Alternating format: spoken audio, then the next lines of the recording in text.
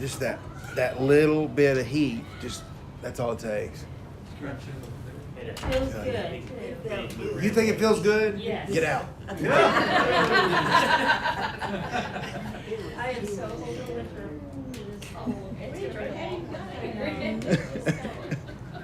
Yeah, it ain't even winter yet. Oh my goodness. I like your shoes. Thank you very much. I appreciate that. I was telling the Fletchers here that I can only wear them the month of December, so I got to get my money's worth out of it. Right. For sure. They're psychedelic shoes.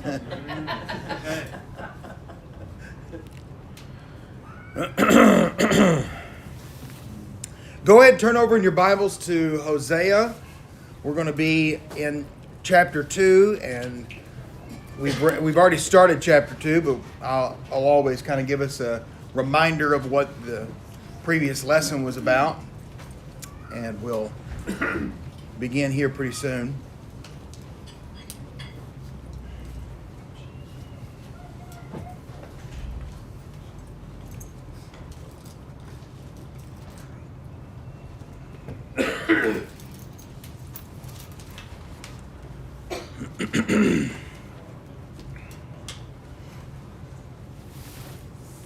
I was just telling some folks this past week how valuable the Old Testament is. And that there are people, did you know there are people that think that we really shouldn't even waste our time studying the Old Testament, that we need to concentrate only on the New Testament? And I can respect that just a little bit in the idea that, yes, we are New Testament Christians. And I know that I spend more time personally studying the New Testament, probably preaching out of the New Testament way more often than I do the Old. But yet I still do see the great value that's found in the Old Testament. For what the New Testament speaks about has already been laid in a foundation by the Old Testament. And it would be ridiculous for me to say I'm going to study the New Testament and not have any clue about what's going on in the Old Testament. They really lead hand in hand together as the whole Bible as a whole.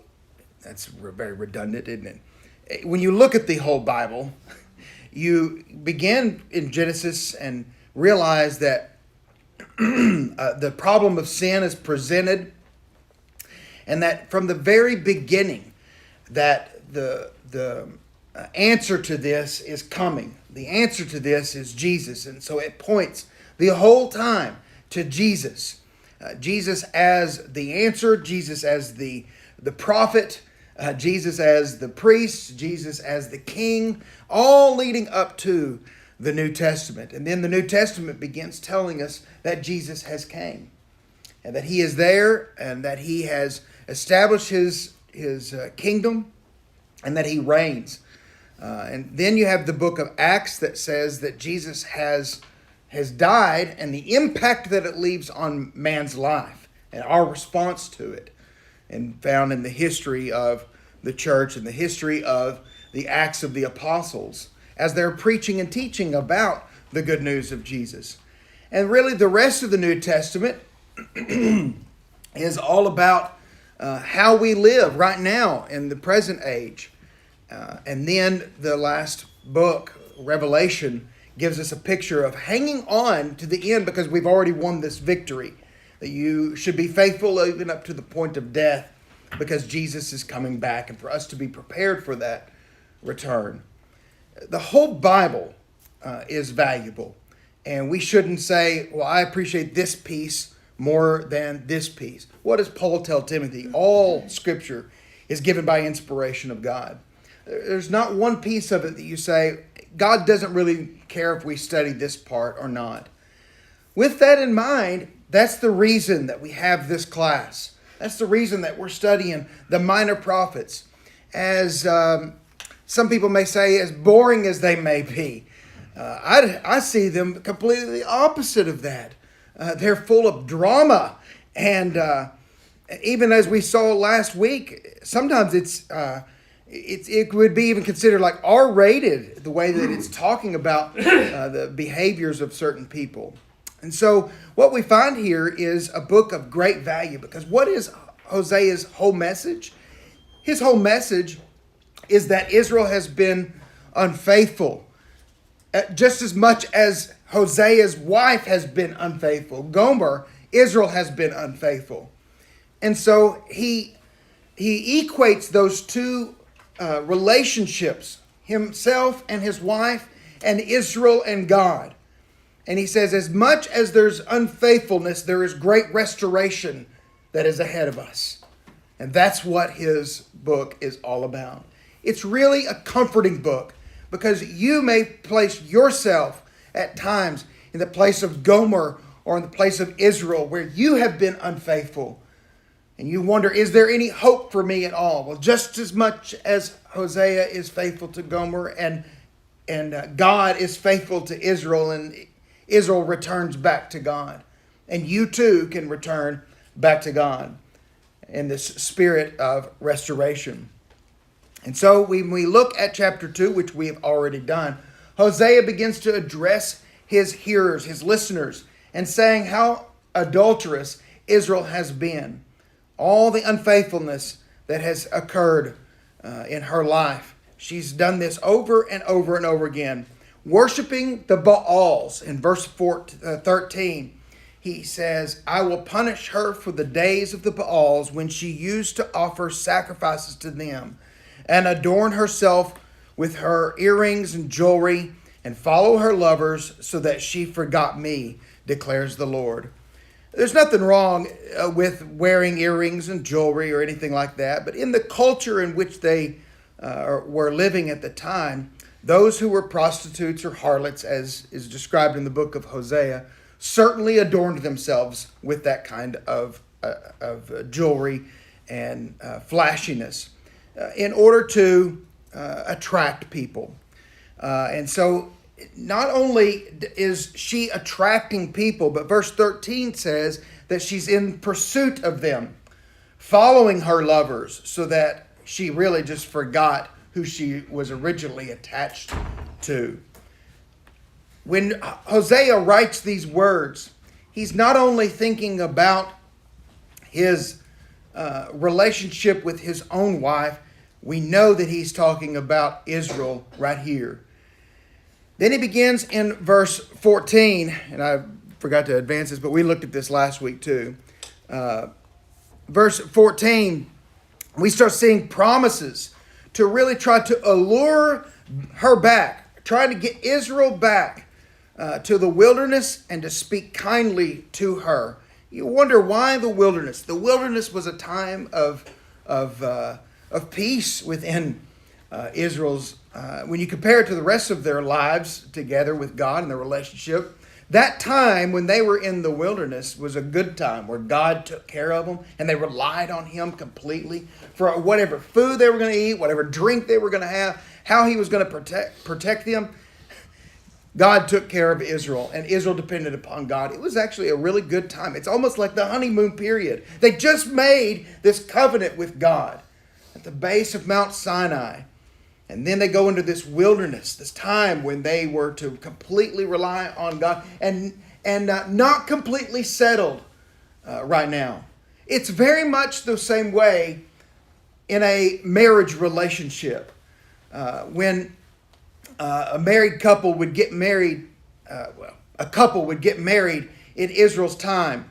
There was about a year where the man did not have to go to work. The rest of the village, the rest of the people would take care of that married couple. And they would live together and establish their lives together, rely upon each other and rely on the people around them. That is the relationship that Israel had with God when they're in the wilderness. And so He tells her, I'm going to take you back to that wilderness. I'll bring you back to that time when our relationship was just beginning. A time of greatness and a time where we were just starting off in our honeymoon period. All right, so verse 14, let's read verse 14 through 23. 14 through 23. It says, therefore, behold, I will allure her, bring her into the wilderness, and speak kindly to her. Then I will give her vineyards from there, and the valley of Achor, as the door of hope, and she will sing there as in the days of her youth, as in the day when she came up from the land of Egypt. You see, this is pointing back to that time right there. They just came out. It says, it will come about in that day, declares the Lord, that you will call me Ishi, and will no longer call me Bali. For I will remove the names of the Baals from her mouth, so that they will be mentioned by their names no more. In that day I will also make a covenant for them with the beasts of the field, the birds of the sky, and the creeping things of the ground. And I will abolish the bow, the sword, and the war from the land. And I will make them lie down in safety. I will betroth you to me forever. Yes, I will betroth you to me in righteousness and in justice, in loving kindness and compassion. I will betroth you to me in faithfulness. Then you will know the Lord. It will come about in that day that I will respond, declares the Lord. I will respond to the heavens, and they will respond to the earth, and the earth will respond to the grain and the new wine and to the oil, and they will respond to Jezreel. I will sow her for myself in the land. I will also have compassion on her who have not obtained compassion. And I will say to those who were not my people, you are my people. And they will say, you are my God. Oh, what a beautiful piece right here. God demonstrates how much he wants to promise restoration to the people of Israel. He says it's going to happen. He says, I will allure her. This is a key word right here, allure her. He says, he doesn't say, I will drive her, I will draw her, or I will drag her, force her into this relationship. No, he's going to pursue her. It's a very remarkable word, and it teaches us about the allurement of love and surpasses the power from all other forces. He doesn't have to trick her into this relationship. He is there to pursue her.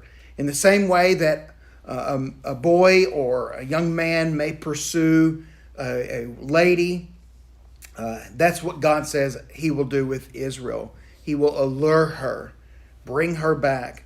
God's restoration is so great that he will transform the names. Verse 15, look back over at verse 15.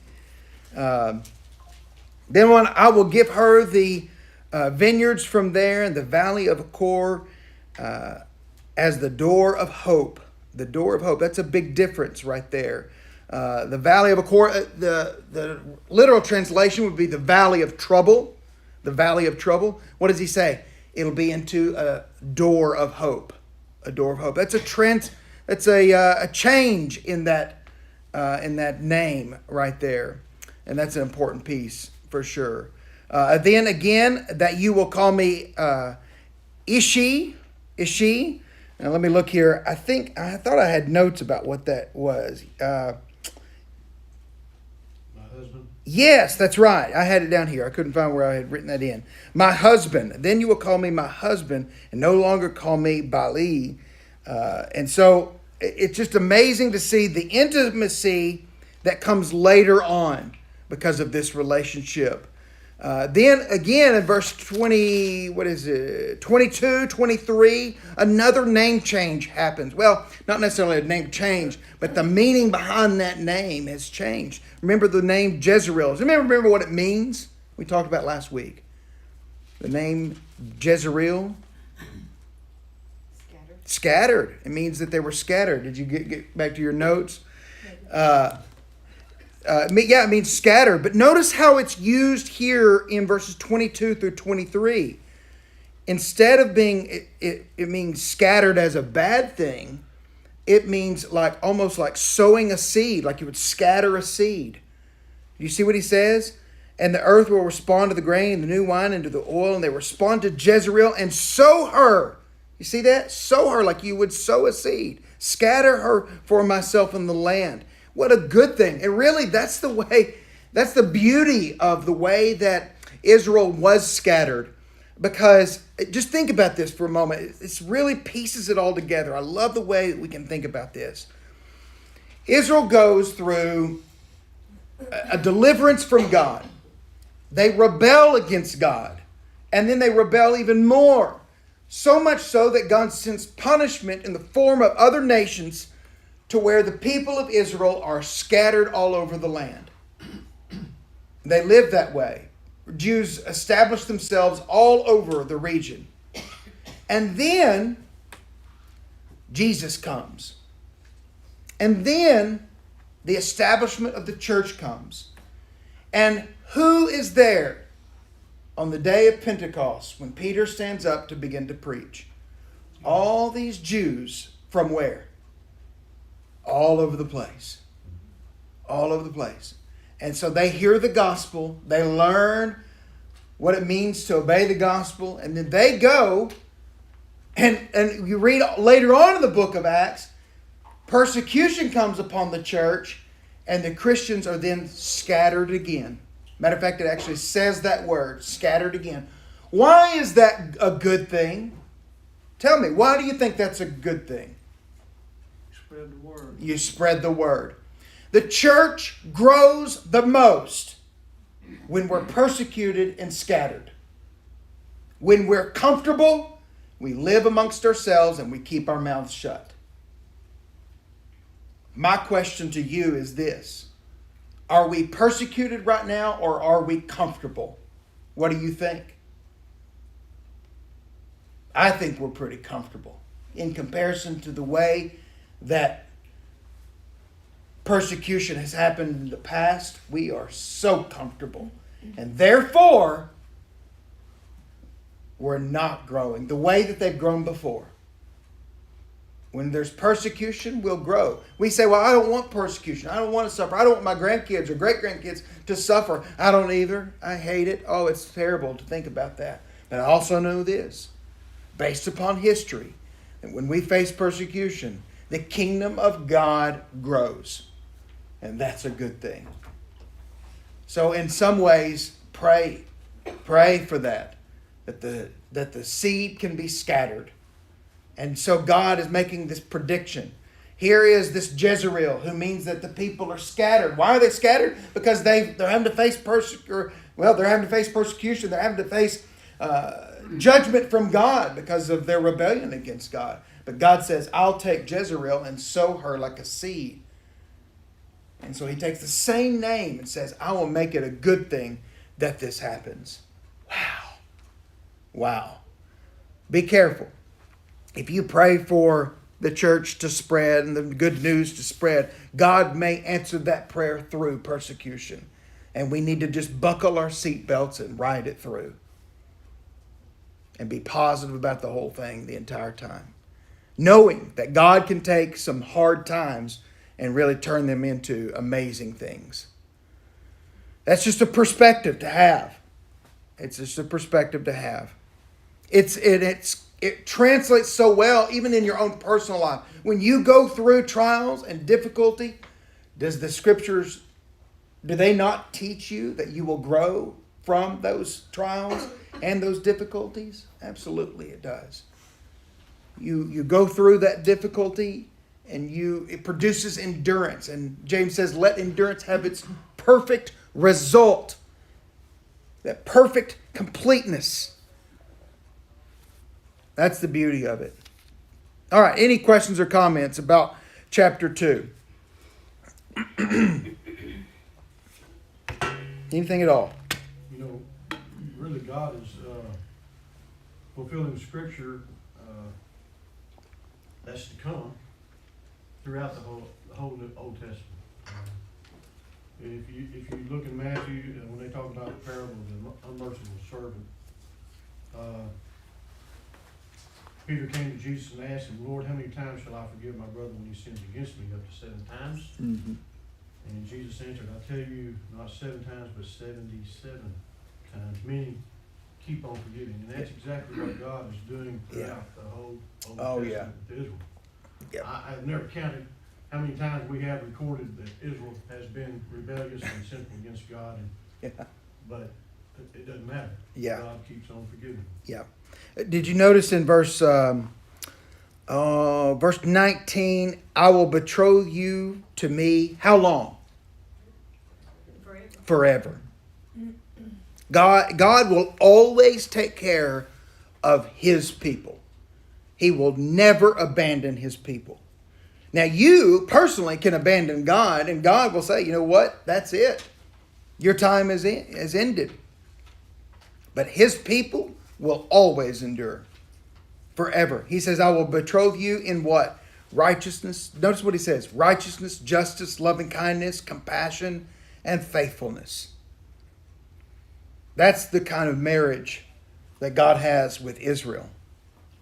Righteousness, justice, loving kindness, compassion, and faithfulness. What a beautiful thought. And it just continually depends on us. Yes, it Like does. you said, God is always there, willing to help us, willing to forgive us, willing to carry us, whatever we need. He's always there. But like you said, we always have that choice. Yeah, that's right. A lot of those things are said in wedding vows. Yeah, that's right. Yep. Yeah, very much so. All right, let's look at chapter 3. We've got a whole 5 verses to go through, so we should be able to do this. We're going to do it in one slide. Listen what Hosea says. It says, Then the Lord said to me, Go again, love a woman who is loved by her husband, yet an adulteress, even as the Lord loves the sons of Israel, though they turn to other gods and love raisin cakes.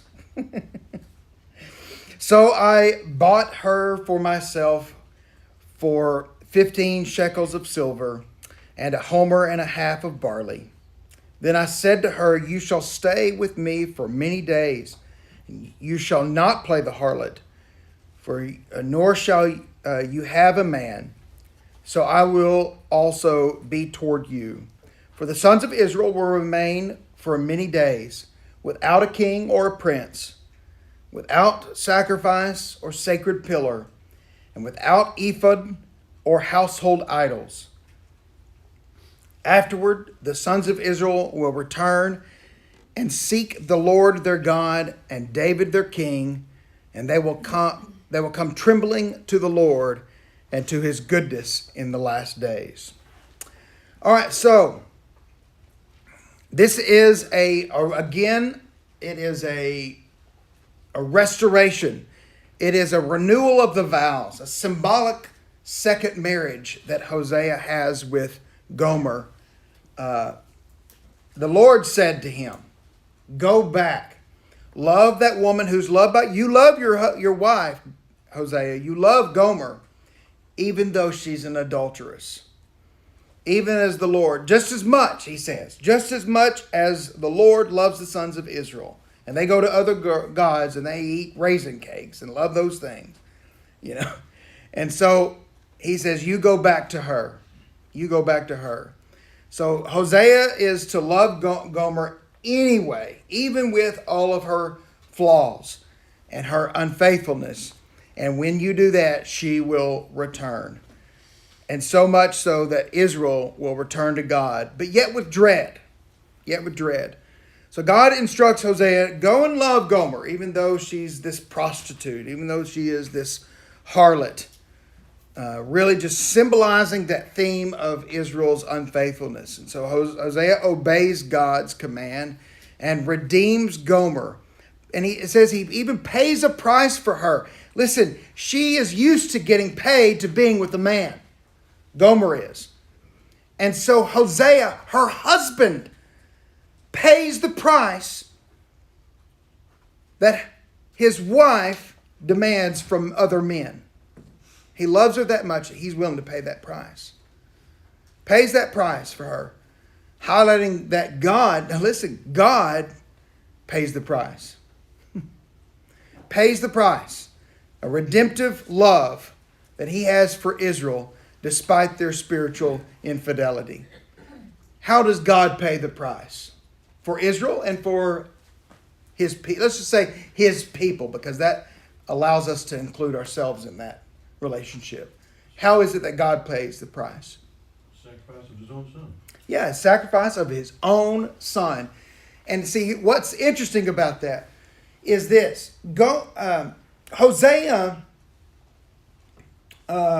it's ridiculous for him to have to pay the price for this relationship that he should just have with his wife. It's ridiculous. And it's ridiculous that God has to pay the price of his own son for this relationship that he should just have with his people that he created from the very beginning in the garden. It's just ridiculous. But that is the plan of God. It's just the plan of God. And it's remarkable how this paints that picture for us. God is willing to pay the price. And so Gomer sets that example. He's paying for that price for his wife. Wow. Gomer is then secluded for a period of time. Notice what it says. She will not play the harlot. You will not have a man. So I will also be toward you. She's secluded, representing a time of separation that she's going to have. Almost like she's coming into rehab. Get away from that horrible life that you've been living, and live in the comfort that your husband can provide for you. It really represents this time period between Israel and the way that they had this relationship with their idols. This separation period mirrors the time that Israel will spend without a king. Notice what it says, actually. What is that? Verse 4. Israel will remain for many days without a king or without a prince, without sacrifice. In other words, time period that there's no formalized worship or sacred pillar, without ephod or household idols. Just a time that no sacrifices going on, no prince, no king, nothing. Not at all. And afterwards, the Israelites will return and seek the Lord. Along with, I love this. And I put this in quotes in my notes because to remind me of what this is, the picture is. Along with David. David is in quotes. Their king.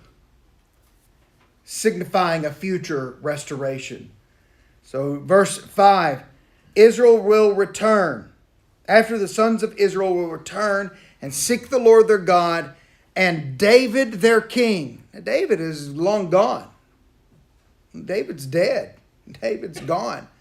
How will they seek David their king? How will they be a part of his kingdom again? Who is this David? Who is it? Jesus. It has to be, doesn't it? Has to be. For Jesus comes from the lineage of David, doesn't he? Has to be pointing towards Jesus. That's the restoration that this is talking about. All right. Any questions about chapter 3? See, that's not too hard. Alex, I'm going to ask the question Sure. that I know my kids are going to ask. Yeah. What's the deal with the raisin cakes? Raisin cakes. Used in idol worship. Oh. Used in idol worship. And also, it was considered a really nice thing. Mm-hmm. So she's saying, I have this and I have that. Mm-hmm. I have land and jewels. Yeah. And I like raisin cakes. Yeah. The nicest of all things. Yeah. But she doesn't realize that she got it from her husband. Yeah. The whole time she got it from him. So it's kind of a metaphor for us. We Yep. like all of our nice things, and we like our nice things to eat, but where is it because we earn it or deserve it? Right. No. Yeah, what she said. There you go. That's exactly right. Yeah, Bill. It's fit in the timeline of Israel's history. Yeah, so Hosea, I've got a timeline up here. It helps us to see exactly when this is happening. Hosea, it's in, I'm trying to find my date that I had. Maybe just in the very beginning of my notes here.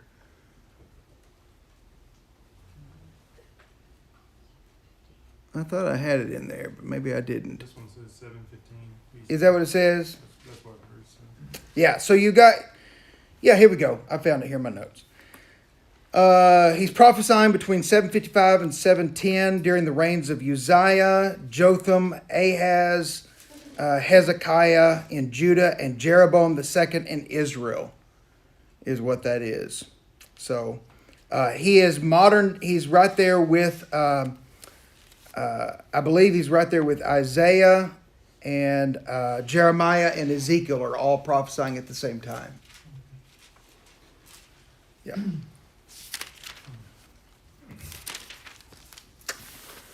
All right. So I was telling some people about this last week too. It's just helpful to sometimes remember. When you say 715, you're talking about 700 years before the time of Christ. That's the best way to just remind yourself. And then, right before the time of Christ, you've got several hundred years where there's no prophet whatsoever. We call that the intertestamental period. You remember that time period when there's no prophets prophesying at all? Silence from the prophets. Is it like 300, 200, 300, 400 years, something like that? I think. But anyway, pretty interesting. All right, let's get back to chapter 4 now. Y'all ready? Chapter 4. Let's read verses 1 through 3. It says, "Listen to the word of the Lord, O sons of Israel. For the Lord has a case against the inhabitants of the land." I want you to notice that word case. It very much should symbolize the idea of a courtroom, evidence that's going to be presented. The Lord has a case against the inhabitants of the land. Because there is no faithfulness or kindness or knowledge of God in the land. There is swearing, deception, murder, stealing, and adultery. They employ violence so that bloodshed follows bloodshed. Therefore the land mourns.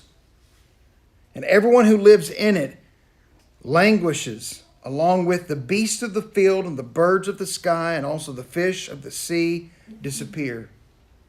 So the Lord has built this case against Israel. And it says the inhabitants of the land. And when you see that, just think it's really talking about the people. It's not necessarily the land. But the reason I think that it translates into the land as well is because it begins to show how the behaviors of Israel affects the land and affects even the crops and affects the beasts of the field. It begins to even mention those things later on. The land mourns, and everyone that lives in it languishes. The beasts of the field, the birds of the sky, the fish of the sea. It affects everybody. When this kind of behavior happens, it's not just to the people. The consequences are felt throughout all of the land. And so that's why I believe that it mentions the inhabitants of the land. The consequences are not just for the people, but even the beasts and the birds and the fish have to face the consequences of this. They all suffer. They all suffer. So why is this the case?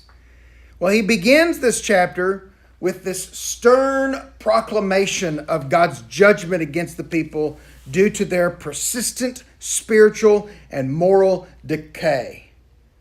This idea right here, this judgment against the people of Israel, is going to last from now all the way into chapter 7 of this book. That's a good section, the way to break it down. This chapter highlights the sins of the people and even the priests who are guilty. God has built his case against the nation of Israel as a whole, and now it's ready to be presented. What's the problem? There is no truth. There is no mercy. They have no knowledge of God. No knowledge. And when those things are rampant in a people, evil is present every single time. No truth, no mercy, no knowledge. Listen, folks, we're living in that time period right now. No mercy or no truth. Truth is, our society looks at truth as arbitrary. that you really can't nail it down. They'll say, well, be true to who? Yourself. Do what's right for you. These are phrases that you should be hearing probably, or that you are hearing in our world today. Do what's good for you. Be true to yourself. You can do that if you know what truth is. You can, but sometimes people will say, well, this is my truth. This is what I think. You got to know yourself. And then they'll say, well, but this guy over here, he thinks that this is what we should do. And nobody will say anybody's wrong. And that's just not the way truth works. Truth is absolute. Does everybody understand that? It's absolute. Truth is absolute. You can't have two truths. Either both people are wrong or one of them is wrong. And there is only one truth. You can't both be right. It doesn't work that way. What about mercy? Do we have mercy today? Well, I see it every once in a while. This sounds so negative. This may be a negative lesson. But I see some mercy today. I do. And you probably do too. We see mercy. We see compassion. But sometimes it may be very scarce and rare that we see that. We live in a time of cancel culture, don't we? Where if somebody makes a mistake, we say, well, that's it. They're out. They're gone. I don't want this to sound ridiculous, but I have been so impressed with this relationship that the state of Arkansas has with Bobby Petrino. I have just been beside myself, excited to how mercy and compassion is shown. This fella showed up. He made this horrible mistake. Not only in his own personal family did he make this mistake, but he made this mistake and then tried to cover it all up and lost his job because of the lies that he told. Okay? Years ago that happened. About 2 years ago, he shows back up in Little Rock at the Little Rock Touchdown Club, and he says he's sorry. Now listen, he didn't even have to. He's not going to get anything from just saying, I'm sorry. But he says it with emotion. I don't know if you've ever gone back and watched that clip. He says it with emotion. It seems sincere. He says he's sorry. And then, of course, we're in the dire straits and needing a new offensive coordinator. And he comes back. And he's excited to be back here. It's a relationship of redemption. It's of mercy and compassion. That's what it is. And I'm thrilled with it, personally. All right? I'm thrilled with it. But it makes me think, could we be moving away from just say, well, you've made this mistake, and we're never going to have anything to do with you ever again. Matter of fact, you're gone. This happened years ago. Do y'all remember the Dixie Chicks? Yeah. All right. They made a horrible mistake, and they said something that they shouldn't have said. I don't even remember what they said. But their label dropped them, and they didn't make another album. They didn't do anything. They didn't do any tours. They didn't do anything. They were canceled because of this mistake that they made. That happens all of the time. All of the time. We need to be living in a time of mercy, a time of compassion. Because when we point a finger, we teach kids this, you point a finger at somebody else, what's happening? Whoop. You got 3 other fingers pointing back at you. Everybody's guilty of something. When there's no mercy, and then when you pair that up with no knowledge of God, evil is rampant. Evil is rampant. All right, so let's go. 4 through 14. We'll kind of do the same thing we did last week and just read and then stop. It says, yet no one find fault. Oh, I'm sorry. Yet let no one find fault, and let none offer reproof. For your people are like those who contend with the priest. So you will stumble by day, and the prophet will stumble with you by night. And I will destroy your mother. My people are destroyed for their lack of knowledge. Now that's the second time that we've seen this. There is no, verse 1, no knowledge of God. And here it is again. A lack of knowledge. A lack of knowledge. Where's that at? I forgot. Oh, there, verse 6. He says, because you have rejected knowledge, I will also reject you from being my priest, since you have forgotten the law of your God. I also will forget your children. The more they multiplied, the more they sinned against me. I will change their glory into shame. They feed on the sin of my people and direct their desire toward their iniquity. And it will be like people, like priests. So I will punish them for their ways and will repay them for their deeds. They will eat, but not have enough. They will play the harlot, but not increase, because they have stopped giving heed to the Lord. Harlotry, wine, and new wine take away the understanding. My people consult their wooden idol, and their diviner's wand informs them.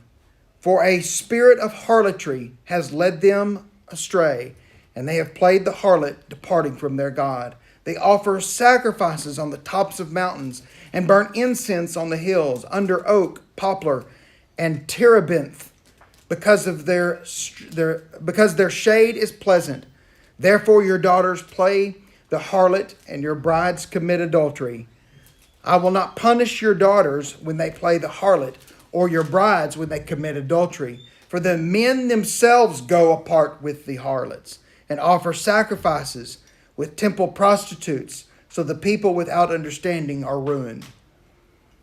The Lord has built this case against now the priest. He does it against the people and now the priest. The people don't respect the priest. Why? Because they're just as guilty as the people. And even the priests are rejecting knowledge. It does no good to contend with the people. For the people, they look at the priest and they say, listen, they're not obeying, so why would we? They've rejected knowledge, and it leads to just destruction. And they feed off the sins of the people, increasing their own spiritual adultery. I want to make this one point and then I'll let you go. Did you notice that he says, I will not punish your daughters when they play the harlot, or even your brides when they commit adultery? Why would he not punish them? Well, the main reason is it's because the men are the ones that have allowed that to happen and really forced them into it. And as much as it's a horrible thing that they've made that choice, it's even more horrible that the men did not lead the way that they should have and allowed that to happen. And so God, in his own mercy, says, I'm not going to punish those who've committed this. Really, who's guilty here is all the men. He says, for the men themselves go apart with the harlots. They're guilty of all this. And I'll punish them. That's just an interesting thought right there. All right, we'll pick up verse 15 and finish chapter 4 next week.